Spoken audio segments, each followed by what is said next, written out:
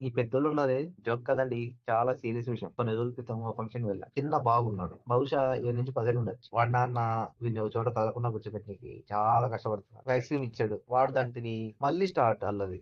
సరే చివరికి వాళ్ళ నాన్న వాడికి మొబైల్ చేతిలో పెట్టాడు. అప్పుడే వచ్చాడు మన so called young and dynamic గజాల అంకుల్. వచ్చి ఆ తండ్రిని 4 క్వెషన్‌లు ప్రశ్నలు. కాదు కాదు చాలా ఎంక్వైరీలు చేశాడు. తర్వాత స్టార్ట్. ఏంటి ఉచిత సలహాలు. పిల్లలకి మొబైల్ ఇవ్వకూడదండి.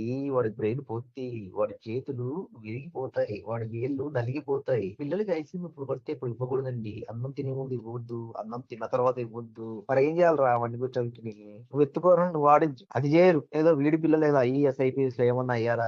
లేదు అంత సీన్ లేదు. వీడి పిల్లలు అంటే తెలుస్తుంది. వీడి టెక్నిక్‌లు, పేరెంటింగ్ టెక్నిక్‌లు, వీడి టాలెంట్ అన్ని కొంచెం కూడా పిల్లల్ని చూసుకోనీకి హెల్ప్ చేయరు గానీ, ఉచిత సలహాలు మాత్రం దండిగా ఇస్తారు. వీడి బాధ భరించలేక వాళ్ళ నాన్న వాడి కొడుకుని తీసుకొని బయటికి దొబ్బేశాడు రిలీఫ్ కోసం. అందరు అంకుల్స్ ఇలా ఉంటారని చెప్పను గానీ, కొంతమంది ఉంటారండి.